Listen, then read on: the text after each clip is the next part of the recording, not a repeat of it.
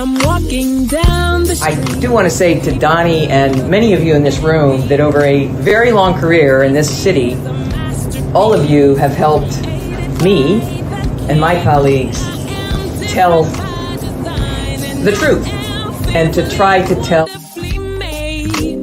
I may not look like you and you me, but my head up. I'm South Carolina, so I just Got it. What does this event mean to you, Miss Peggy Morris? Oh, my heart, Happy 20th anniversary. my heart is about loving up on my sisters. Do you know what it feels like to have your sisters in the room? John. be me and dare to be different and unique.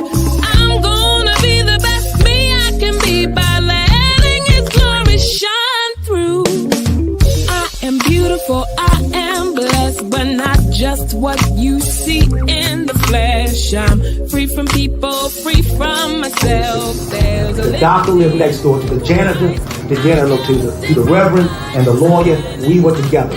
Now we get so high and mighty that you create stress for your society because you don't like poor black folks either. That's a health problem. Get yourself together so I can stop being taking care of geriatric people and get back to pediatrics. I thank you, Donnie, for all you've done. Let's keep doing it all the more. letting His glory shine through. Dare to be you, dare to be me, dare to be different and unique. I'm gonna be the best me I can be by letting His glory shine through. And I dare you, I dare you, I dare you to be you.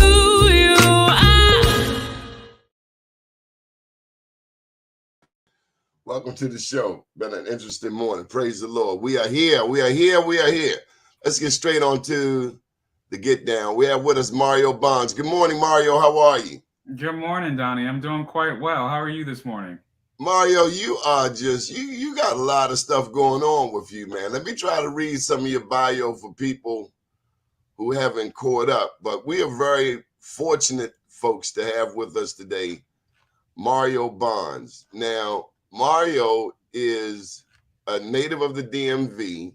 But let me just share some of his bio. Multi-talented singer, songwriter, motivational speaker, made famous by NBC's The Glee Project. Successful in his quest to show the world that a person with a disability can rise to meet any challenge. Bonds has enjoyed entertaining and inspiring millions.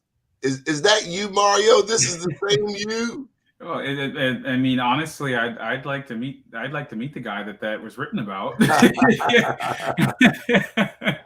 I think the first thing, Mario, we need to celebrate Nora. Who is Nora? Nora is my sister turned manager. You know, as she annoyingly tells people, tells people, why I changed his Pampers. You know, she's about 8 years older than me, but she's become my manager, and it's she who started an online inspirational magazine called Jim Leon.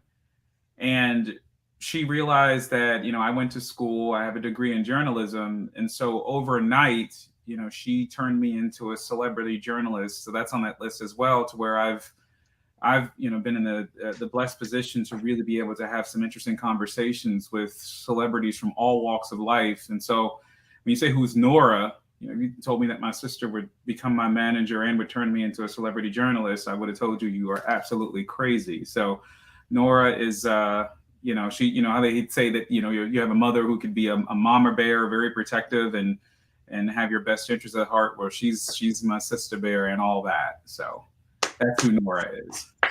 That's beautiful, man. That's very beautiful. It's always warming to hear loving things about our siblings, because, sometimes our siblings can pluck our nerves, but thank God for and she still does that. And I still give her a hard time, but it's, we grew up in, a very destitute and abusive experience, right? So for us to have gone through, hardship, abandonment, homelessness, and bouts of, that we all went through. There's 9 of us in all, really. There's 2 sets of twins, a set of triplets, and 2 single-born kids that yielded, 9 in all. But for all of us to go through that and to be deep in the arts and her to further my agenda, et cetera, it's just a blessing.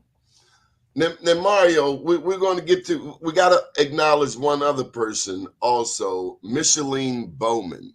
Yes.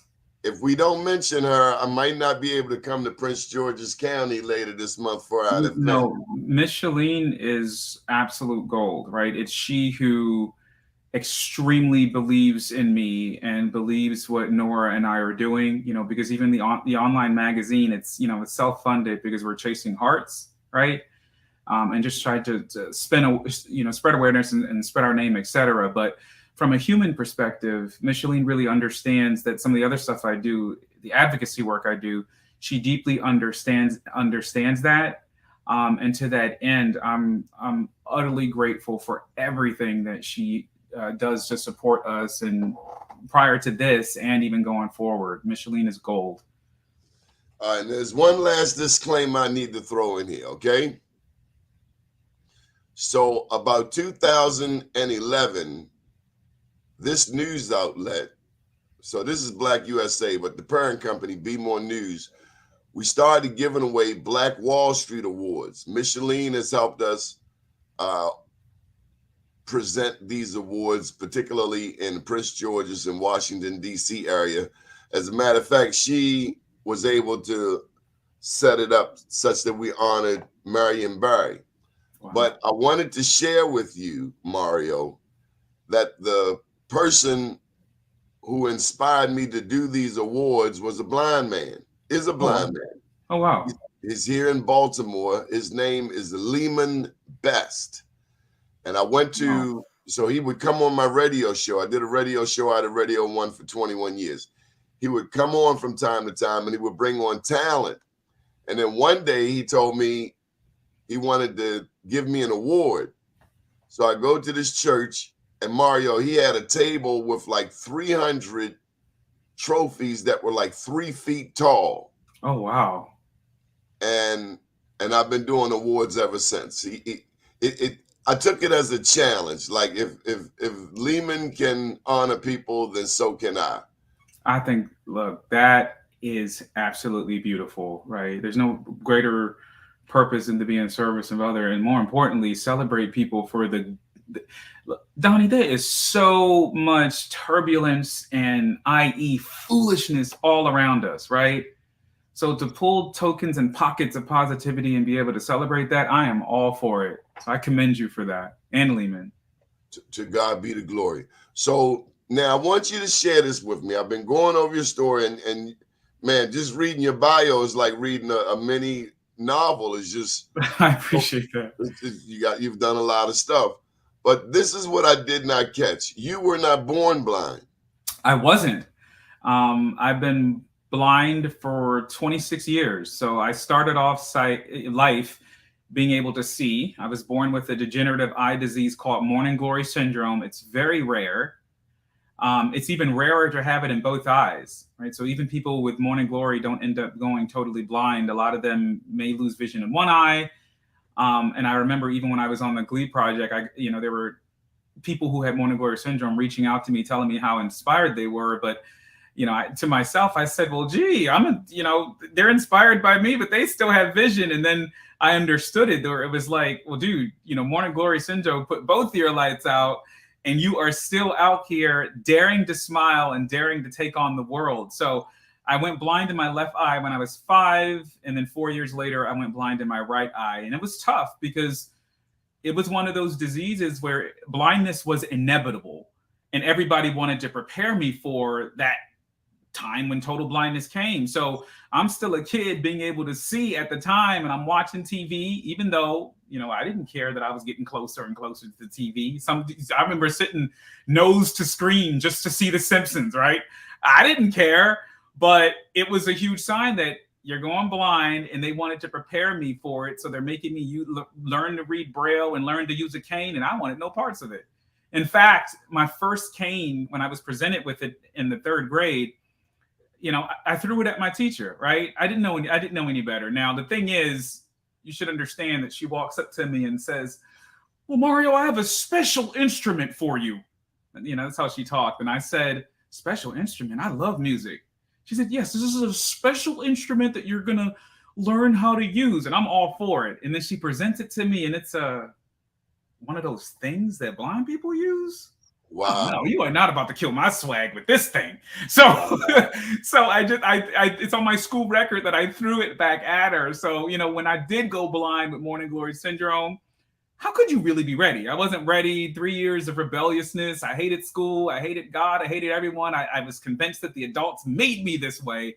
And then eventually when I was 12, something clicked. And there were some teachers who told me that you are not about to use the fact that your family is poor and destitute and the fact that you are blind as a reason to fail. And so Fairfax County, Virginia changed my life. And that's what started me on the trajectory to where I'm sitting here at 35 years old and people have to ask me, well, are you totally blind? That's a great thing. So the picture I saw with you and Steve, well, my bad. Listen, no, it's like the picture you saw regarding Stevie Wonder. But you had glasses on. It's pretty funny. Okay, so I've been blind since 1996, but this is a joke. What I'm getting ready to say, it's a joke, and I laugh at it. But there are people in my life who tease me and say that I'm conceited about the way that I look. And it's a joke because I can't see myself, right? I just know the lies that people tell. What they say, you're vain? Yeah, they joke and say that I'm vain about the way that I look, right? You know, that I'm a blind man and I probably spend more time looking in the mirror than anyone else. Those are the some of the those are some. You can do what you want to do, okay? Those are some of the running jokes. So as a part of that, sometimes I would wear personality glasses because I love further confusing people as to whether I'm actually blind or not. So those are personality glasses that I was just wearing to try and have some blind swag. Right. I am very inspired. I know you are touching people all over the world. How do you stay so optimistic? Wow. How do I stay optimistic? Well, honestly, I've recently been able to really accept the analogy of a gas pump, right? Where we have a gas pump and it obviously it puts petrol in our cars. And that gas pump itself needs to be refueled sometimes, right? Yes. And for a while, that idea of being refueled, I didn't necessarily have until I found a way to really love the skin that I live in. And I'll tell you, growing up, I was bullied. I think I teased earlier about being homeless, being abandoned by my father, my mother dying when I was a baby. And I mean, you just name it, right? So there were a lot of things that statistically, if you looked at my life, statistically, you would say, well, how is it possible that he has a real smile? And it's for the following reason. I decided that living in despair and being sad and being depressed takes a lot of energy. Yes, it does. It takes a lot of energy to allow myself to feel that way consistently, especially to allow myself to feel that way over things that, quote unquote, I can't change. And in knowing that time is the greatest commodity that we have, I try to make, literally every day, I try to make the decision of how much time am I going to expend on feeling this way or feeling that way. Now, of course, we all have those corners that we go to where there are times where I'm like, things would be so much easier if I could see, or things would be so much easier if my father didn't abandon me, or things would be so much easier if all these therapeutics weren't around. That's the human part. But the art of what I'm talking about is how long you stay there, right? And if staying there lasts too long to where it makes you, quote unquote, unproductive in both your life and in the lives of others. And then the last part of that answer is what keeps me motivated is the gift of being a gift to other people. The gift of being a gift to other people. Yes, that is a gift, right? So I'll explain what I mean by that. So in 2013, after I was on the Glee project, I was signed to the American Program Bureau, which is a reputable speaking bureau that books performances and motivational speeches. And when I got booked for my first speech, it was for Gulfstream Aerospace that makes business jets. And I was asked to come in and speak to a student leadership event for what they call at-risk youth. You know, it was like 800 high schoolers. And it was terrifying.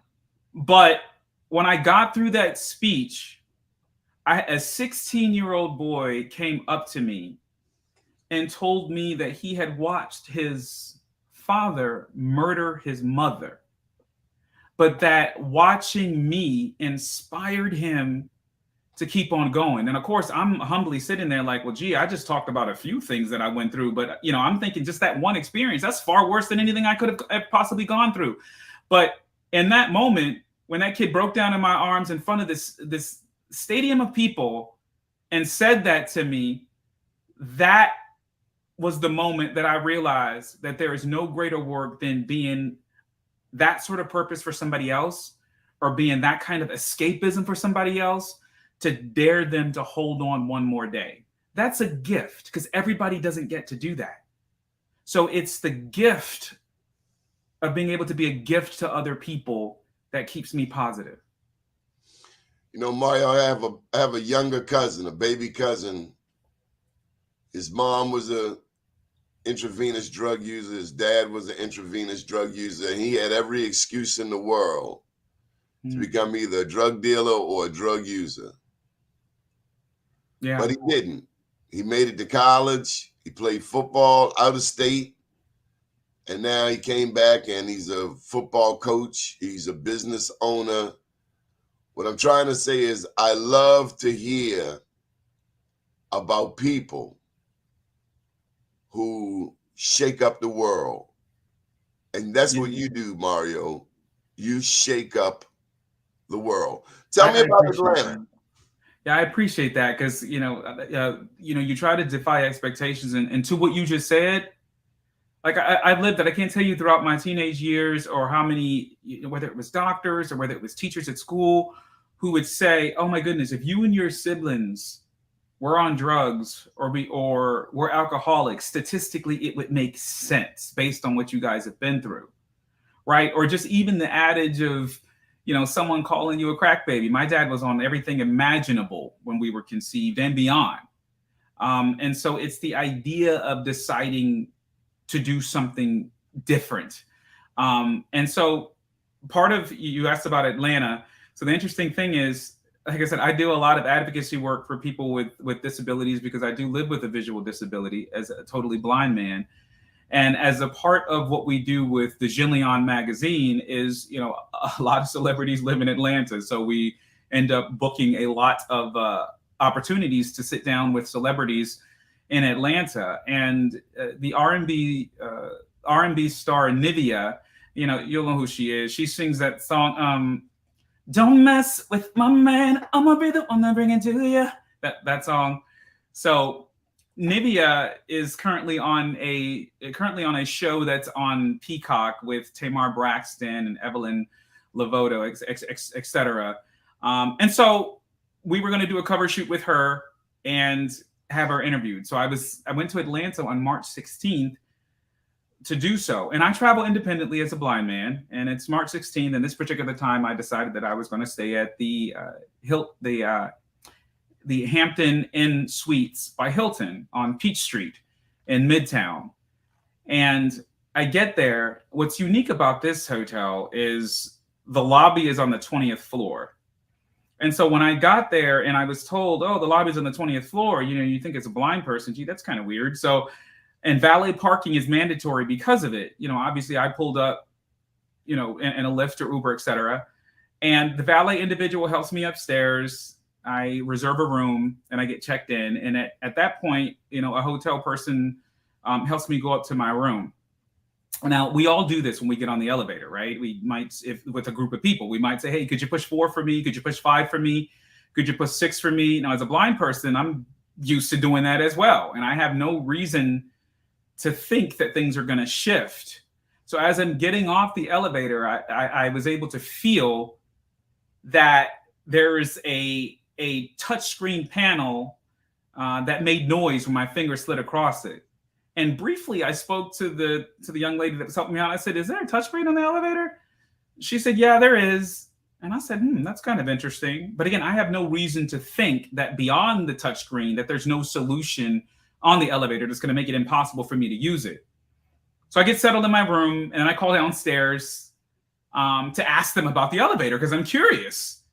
And the first thing the gentleman says to me that answers the phone is, "Oh yeah, it's got touchscreen, but it's got the wheelchair emblem on there for people with disabilities. So it's got the thing for people with disabilities." And of course, you say to yourself, "The thing? What the you know?" So then I re-explained to him, despite the fact that this same gentleman was the one who checked me in, "I'm totally blind." "What do you mean it has the emblem for those who are in wheelchairs? I don't have an ambulatory disability."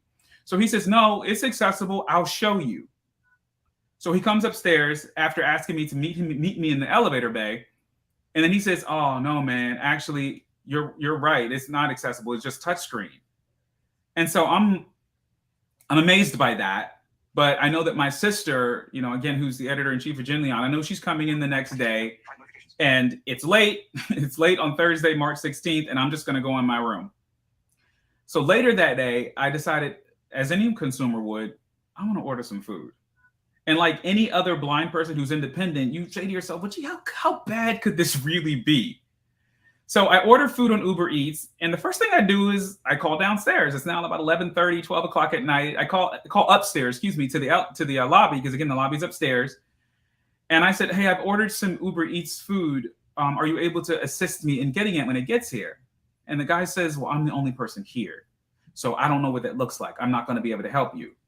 So as a blind consumer, do I not get the food, or do I say, how bad could this really be? So the Uber Eats indicates that the food is there. The driver says I can't come to the floor, obviously, but I'll try to leave it in the lobby. I'm on the 17th floor. So I get on the elevator, and I was able to feel that the elevator does have buttons, right? It's got the touchscreen panel, yes, but it also has raised buttons. But then to my horror, I find out that the buttons don't have Braille on them. So it's a keypad. And one of the things you have to, as I said on TikTok, you have to figure out whether that keypad is a phone keypad or a calculator keypad, where the 2 is it below or above the 5, etc. I couldn't figure out how to use the elevator at all. And I'm a person I'm a techie, right? I'm certified in HTML.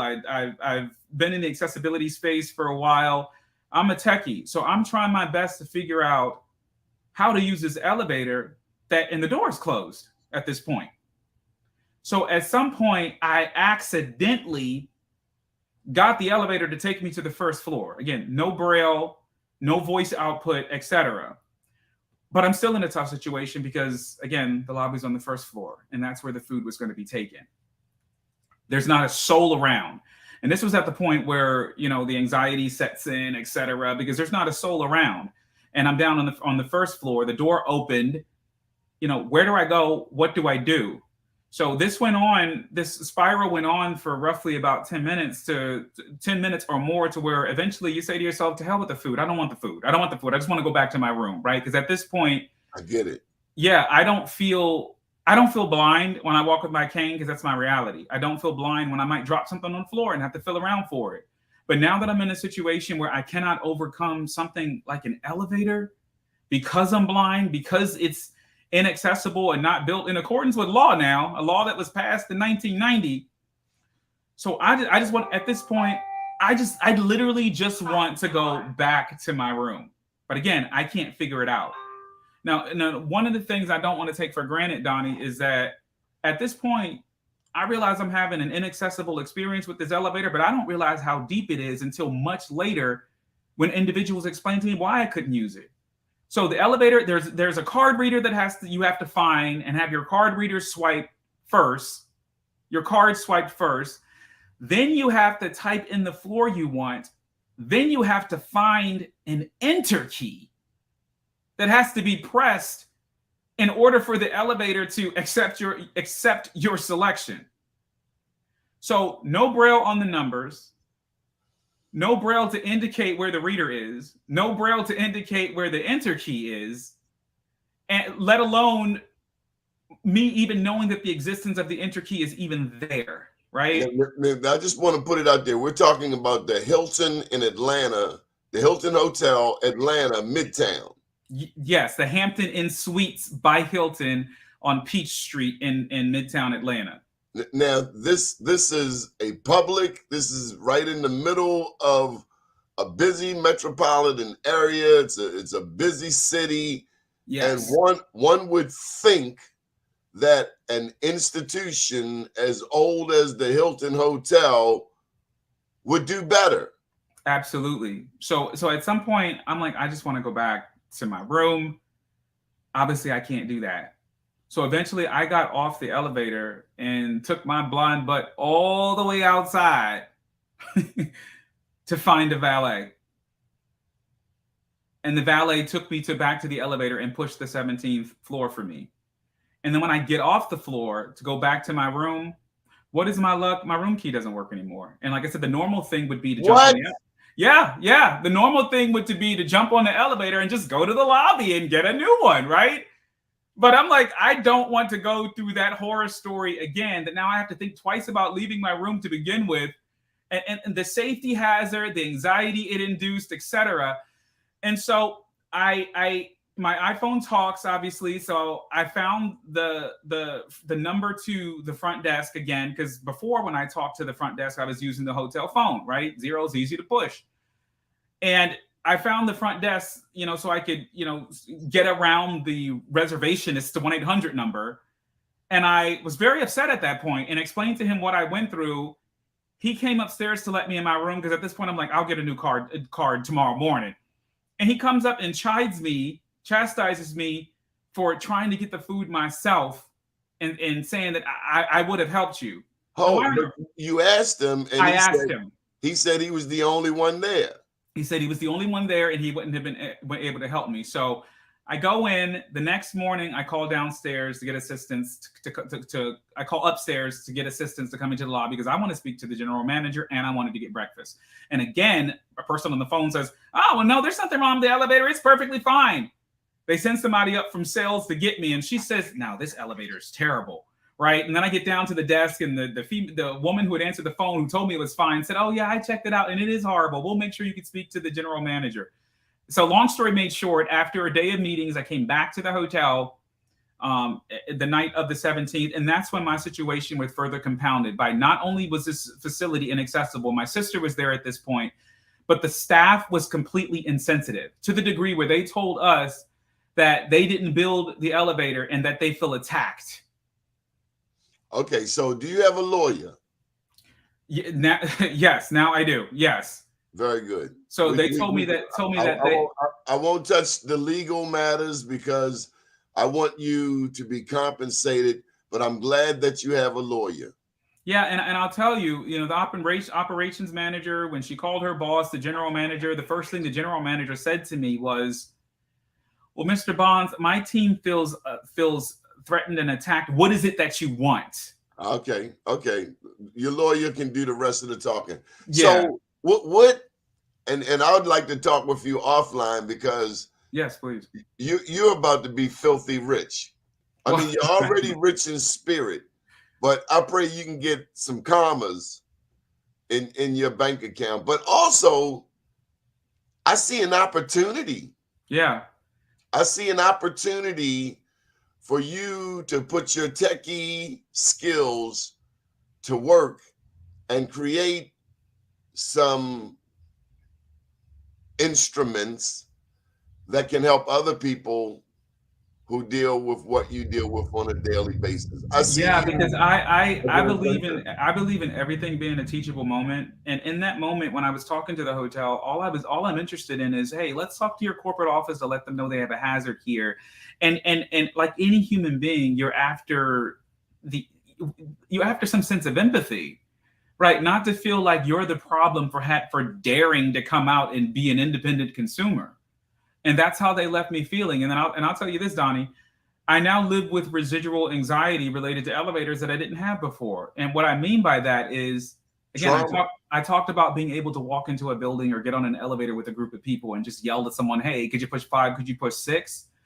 I now am preoccupied with what the elevator panel feels like in every elevator now. In case I get on that elevator by myself, I now have residual anxiety related to wanting to know the elevator inside and out that I did not have before.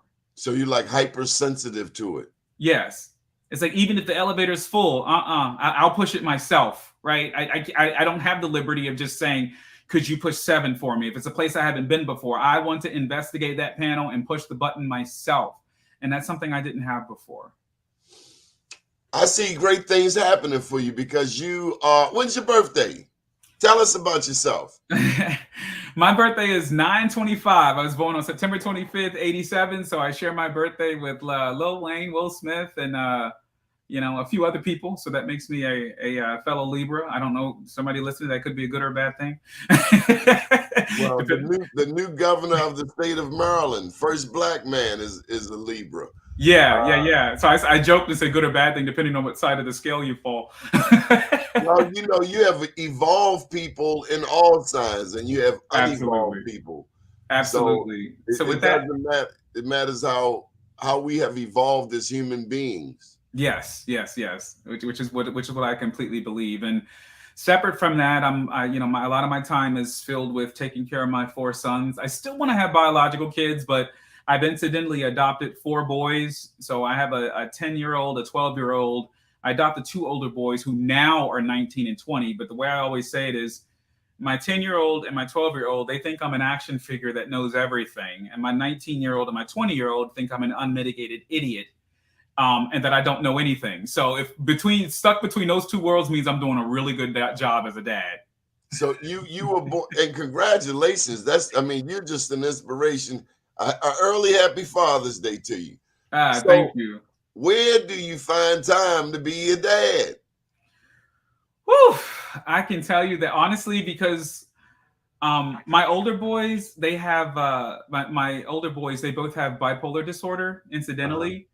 And so interestingly, that a lot of my time and a lot of my life is, preoccupied with, managing mental health and managing emotional responses and that kind of thing.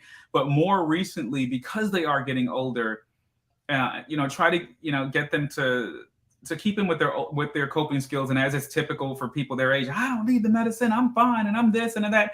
Honestly, it's a full-time job. And so my medicine, honestly, to keep me sane, is I work out 7 days a week in the morning. So we saw your pictures. We saw you looking like big buff guy.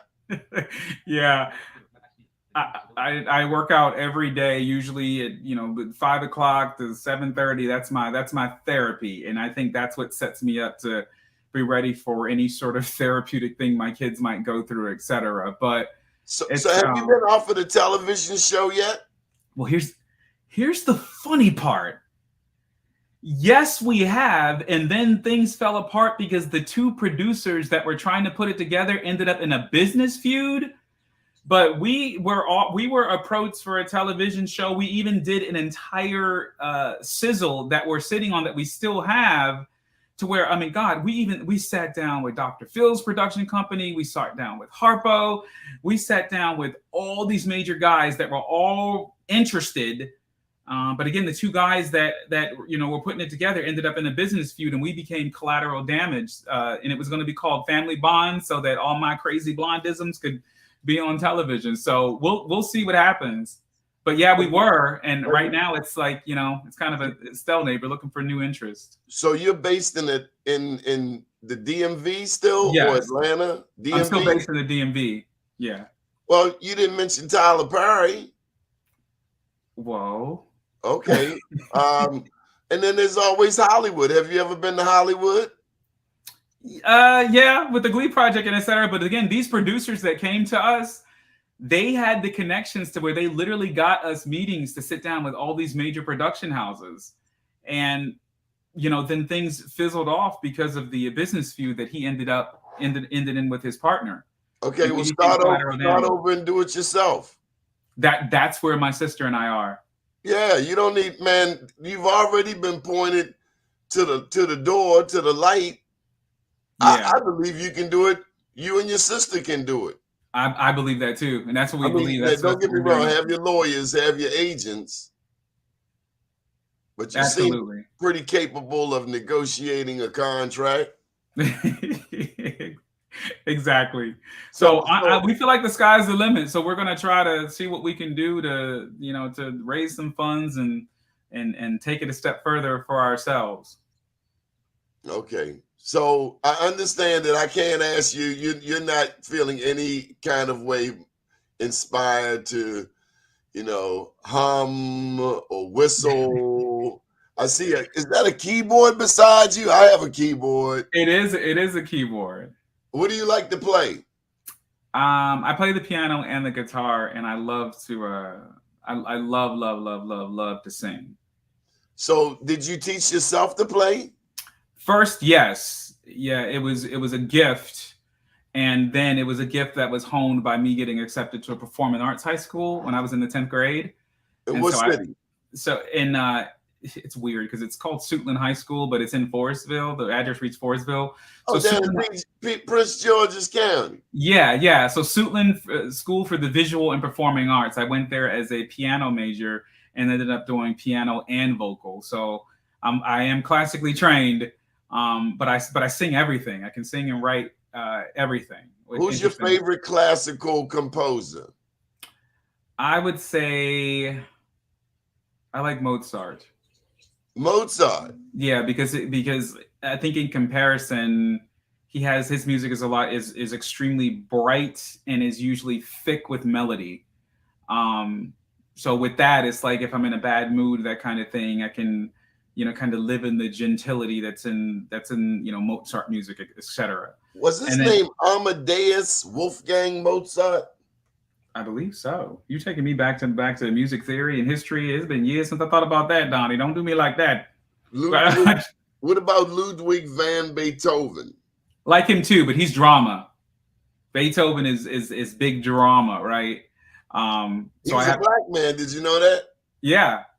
I love him, but for the drama. But if I just need simple, melodious, and to make me think that the sun is shining, even though it might be dark outside, I definitely go to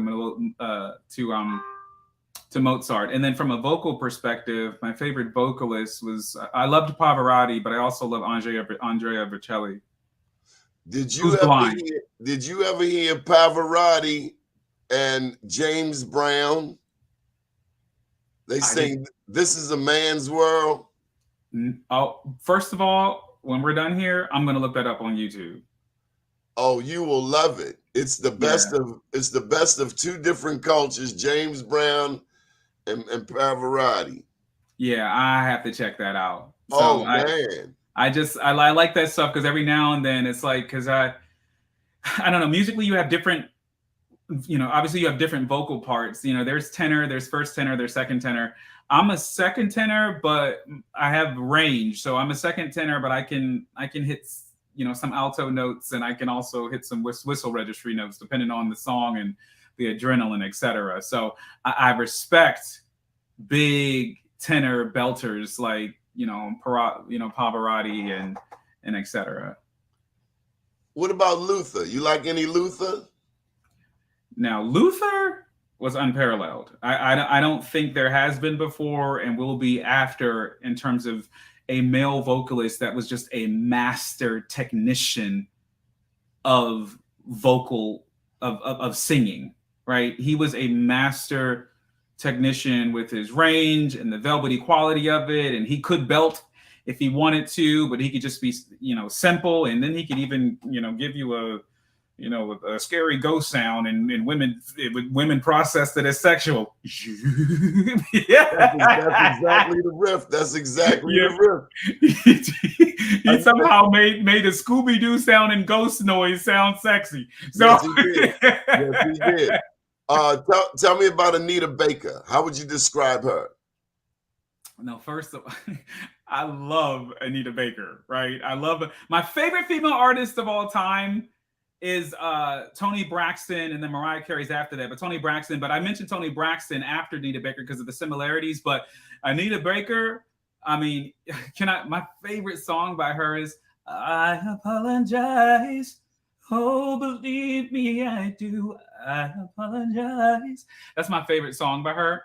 So Why? her song, her voice is just, oh God, her voice is gold. I love how rich it is, and I love where it sits. Where her voice sits in a first tenor, sort of situation, right? And then of course Tony takes it a bit deeper than that. But yeah, Nora's obsessed. My sister's obsessed with Anita Baker. So Mariah Carey, what is it? Her octaves? She has what? How many? Eight octaves? It would have been the octaves, yes. And I've loved her for how she used to express songs, and then I love and also the messaging behind her songs, especially the self-empowerment. My favorite song by her is "Can't Take That Away." You ever heard that song before? I would imagine so, but you can hum it if you like.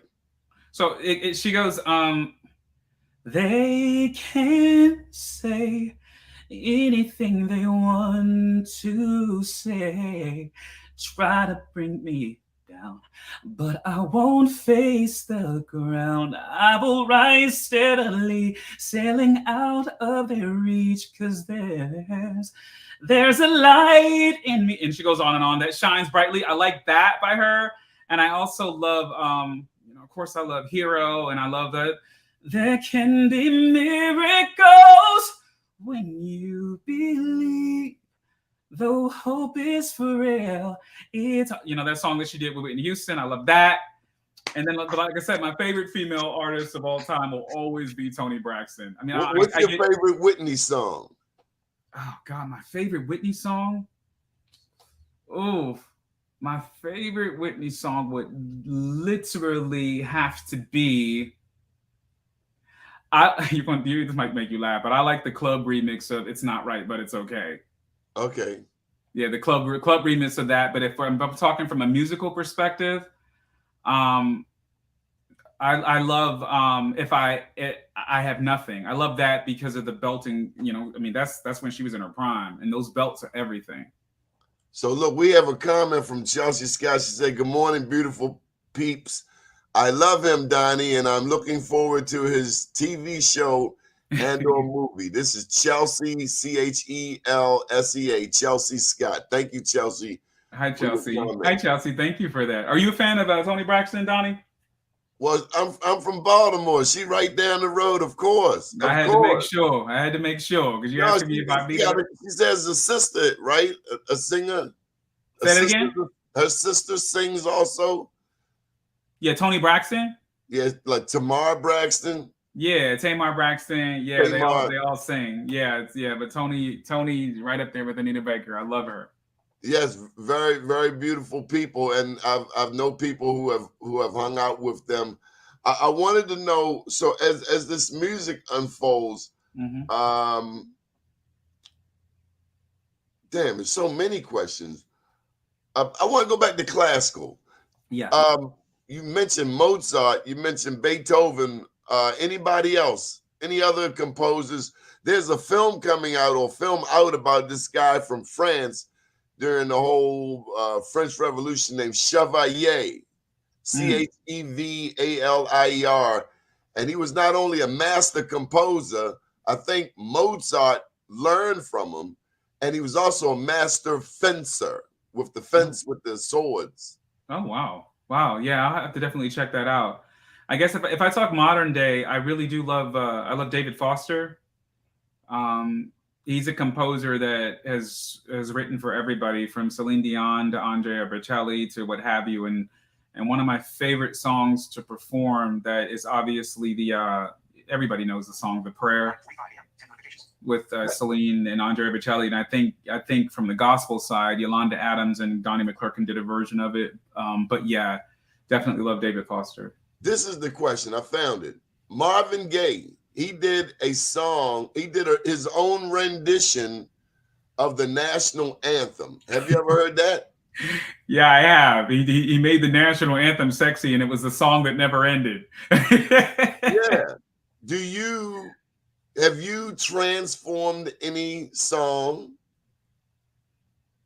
and made it your own, into your own? I feel like I try to do that any time I cover someone's song, but yeah, I think I think my version of a classic "Mary Did You Know," I've kind of made my own. I just recently had to do that for Easter, but I try to re-express music as if I wrote it myself, right? Because I think that that's the only way you you can really have an authentic experience. And then, as corny as it sounds, I believe music has healing powers. So if Yes, it, of yeah, course, of yeah, course. it has the ability to transport us places. You know, it has the ability to bring us out of hardship and get us through hardship. And my goodness, all of the turbulent stuff I've been through in my life, it all has a soundtrack to it. There are certain Mario, songs, yeah, there's certain songs I turn on and I'm like, ah, turn that off. Mario, DMX had a song called "Slipping." Yeah. Slipping and falling and I can't get up. That was my healing song. And Lauryn Hill's X Factor. That was my healing song too, for some of the stuff that I found myself into. Yeah, and I love that about music. That it could have you reminisce about good and bad things. And I'll tell you, like, it's like when I say that music can be the soundtrack of what we went through. I remember as a kid, you know, places that we've lived. It's like now to this day, if Mary J. Blige's "I Can Love You, I Can Love You Better Than She Can," if that song comes on, you know, I'm 8 years old again, wondering, you know, why my dad thinks it's funny to smother us with pillows, right? Or if you know, "When You Believe" comes on by Mariah Carey, I'm now excited because I now can read Braille. You know, I'm like 10 years old again, excited about the fact that I can read Braille. So music really can transport us to places that we've been before. Mario, Chelsea is just going on. Chelsea said music calms the savage beast. Yes, music does heal. Music calms the savage beast. I like that. So with that being said, my first album was all about anti-bullying, and one of the songs that I wrote is called "Human." And I think Nora might have sent you the link to the video for that. That's an anti-bullying anthem that I always go back to when I need to tell myself, look, man, you got to live by what you're telling people, you know? So I try to go back to, it's always like, don't write it if you don't live it. Don't write it if you don't believe it. And it's always a reset for me. So okay, I'm thankful to have that gift of music. Tell me about a bullying situation, because I thought I had to deal with some bullies. It took me a few years, but I eventually confronted the bullies. But tell me about a bully situation you had to deal with. I'll tell you, because I'm tickled to death by it now. But at 35 years old, I am still a chocolate brown man, right? And I haven't always been felt good, even though I couldn't see myself later in life. I didn't necessarily feel good about being chocolate brown because I was teased for it. And so now it's crazy, because it seems that everywhere I go, now it's coveted. Now I'm considered, pedestaled or super gold, because, I'll just say, a lot of times people don't even call me Mario. My name, Mario Bonds, my name is teasingly Sexy Chocolate now, right? But as a kid, I was called Black Critter. I was called, Black as Night. It was like, I felt like I was God's worst mistake. I'm glad you know that you have been blessed beyond. Yeah, now I do, because it's like, when I think about it, like the number one group I get hit on by is white women. Because it's hitting on you, Mario, have you been abroad? Where have you been to China, for instance, or Africa? I have not been to China or Africa yet. What you waiting on? Well, I mean, we get there. Let's get the TV part together, and then we. Well, what I'm saying is, if America don't want to act right, America's not the only place that makes music, that makes movies. There's a whole world. You got to go to China, man. You got to go to Africa. You got to go and experience. I mean, like the South African choral sounds. I gotta ask you about this one musician that I've been particularly fascinated with as of late. Mm-hmm. Totally different genre than what we've discussed thus far. Kendrick Lamar. Oh. What I love about Kendrick Lamar is I remember 2011 and 2012 and 2013 and going into 2014, I said to somebody, he is underrated and he deserves a lot more respect and a lot more attention. And where are his awards? You are underrated. You are underrated. You deserve awards. You, Mario. Yeah. Thank you. So I love Kendrick Lamar. I'm glad that that I've watched his career, and at 2023, I can say that all those things that I said he deserved in 2011, 2012, 2013, he's gotten them. Well, it's going to come right back to you. Do you believe that we attract what we desire? I do. In fact, that's one of the themes that I talk to my 19-year-old who's I think I talked about him earlier. He's got bipolar disorder, but he's extremely talented, as a lyricist and as a rapper. So I that's one of the things we do is we write music together. And it's one of the things I always tell him, when he asks me for advice about how to deal with women or how to deal with social situations, I tell him that energy is everything. I tell him you could, he incidentally kind of looks like me as well, even though I didn't have him. And I always tell him energy is everything. And I said, you can be the cutest guy in the world.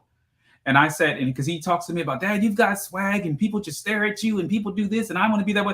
And I said, I'm totally blind. I said, you could be the cutest guy in the world or ultra attractive, like you say people think.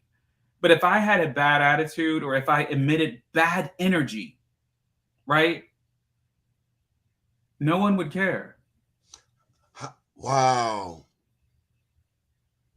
I wish you could just repeat that over, and I wish you could do a commercial. No matter what you look like on the outside, if that energy is negative, nobody wants to be around it, huh? Yeah, no one would care. No one wants to converse. You're just something good to look at, and that's in doing fitness modeling and stuff like that. Part of the reason why I do those things, because obviously I can't see myself, but I do those things because I do love being the inspiration behind it. When I'm totally blind, I can't see myself. I love when guys come up in public or message me and say, man, you've inspired me. You making me wonder what I'm doing with my life. And now I'm working out again. You know what I mean? Man, you got this profile picture on Be More News, man. I'm like, who the hell is this supermodel? Right. So what I'm saying is, I love the irony of the fact that I'm totally blind. I can't see myself, but what I'm doing is visually interesting enough to where it's inspiring other guys to get their health together. Right. And so, but separate from that, if I had a bad attitude, nobody would want to. Right. I'm just a blind guy with a cute face or a blind guy with a muscular body. Yeah. Right. And that fades. That's pointless, right? It fades. So I do it for the inspiration, not the superficial. Mm-hmm. And that's what I try to teach to him. Mm-hmm. Tell me about emotional intelligence. Oh, another theme that I talk to my kids about a lot. This is great. And trying to help them develop emotional intelligence, albeit, Donnie, some pieces of it can be taught, other pieces of it either have to be learned or it's not going to be there, right? You can teach principles of emotional intelligence, but people either have it or not. It's like kindness or meanness, right? Those things to a certain degree can be taught, but you can eradicate them depending on who you quote unquote are as a person. So having emotional intelligence, I think, is key because it's that emotional intelligence that will help you be aware of the energy that you quote unquote emit, right? I'm not going to say these things because I'm emotionally intelligent enough to know that this will hurt somebody. Or I'm emotionally intelligent enough to know that what I said had an adverse effect on somebody, and it's my job to go and correct it, right? Those sorts of things. That sounds like grown people stuff.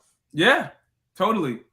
So you have a movie coming out, you have a documentary coming out. What about the book? You didn't mention the book. Yeah, well, we're currently working on the movie and currently working on a docuseries we teased about trying to do it on our own. I did write a book called Without Sight, but Full of Vision, right? Because I'm without sight in the sense that I'm blind, but I do not lack vision at all. And it's just it's a childhood memoir that I often say it's not a laundry list of, look, all of the horrible things that happened to me, but rather it's a depiction of some adverse things that happened to me that should have, but didn't break me. And so are you also going to be doing sessions? Do you offer coaching sessions?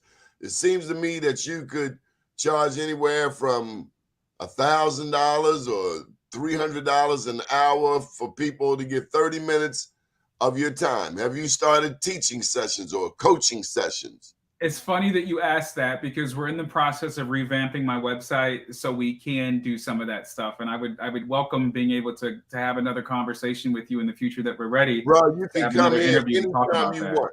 Anytime you want, you're welcome on this show. We'll give you a show on this network if you want. Look, look, I'm looking for that. We're looking for that. Whatever you like. We'd love to have you. But more than that, we thank the good Lord for Micheline and for your sister Nora for making this connection. I can tell you, you have touched people on this show. Now, it's not like we're the Breakfast Club. We're better than the Breakfast Club because we keep it 100 and we give you a chance to talk about what it is you feel. You've talked about being a parent. You've talked about your challenges. You've talked about family. You've talked about business. We've covered Mozart. Didn't talk about Brahms in terms of classical music, but you're so well-rounded. And Chelsea Scott just wants to thank you, among other people. She said emotional intelligence is for grown folks, for sure. Any final thoughts as we wind down? I'll just fall back and give you the floor for 2-3 minutes. Say what you want. Yeah, I want to thank you for the opportunity to be here and to be able to be in front of your audience. You know, I think above all, I try to be the embodiment of kindness, and I always live with the mantra that I am human too. And that's what I want for all of us, is that we all are human too, and we all didn't ask to, but we are here living the human experience. And the words that I wrote for the song Human speak to that, where it says, I am human too, and I bleed just like you. I have feelings and dreams and a heart that does beat. And sometimes I get scared and my eyes do cry tears, but you could dry my eyes if you act like I'm human and see me as human too. Thank you for your time. Mario, God bless you. I'm a phone call away, whatever you guys need. We have, matter of fact, we're in Atlanta coming up. We're in New York coming up, but we come to DC with our awards. We can't wait to bestow a Joe Mann's Black Wall Street Award upon you. But more than God bless anything, you. I didn't get your favorite gospel song. Oh my God, that is a great song. My favorite gospel song? Oh God, it's actually a hymn. Okay. And it simply goes like this. I must tell Jesus all of my trials. I cannot bear these burdens alone. In my distress, He kindly will help me. He ever cares and love for His own. Yeah, so I Must Tell Jesus is a hymn that is my favorite. That oftentimes that hymn makes me cry when I hear it, and it's done the right way. So that's my favorite gospel song. Before you go out, Mario, we're just going to bless the good Lord. We thank you, Lord, for another day. We thank you for Mario. We thank you for Nora and Micheline for making this show happen. May someone out there be touched. May a soul's cold heart be pierced with the love of God as we go into the spring. Bless Mario to be even more productive And thank you for this show. In your mighty, matchless, and majestic name, we say hallelujah. Hallelujah. And God amen. bless you. Amen. God bless you, Mario. You the man. Yeah. God bless you, Donnie. I look forward to this new connection, sir. Absolutely. God bless. Donnie Glover out. Have a great day, everybody.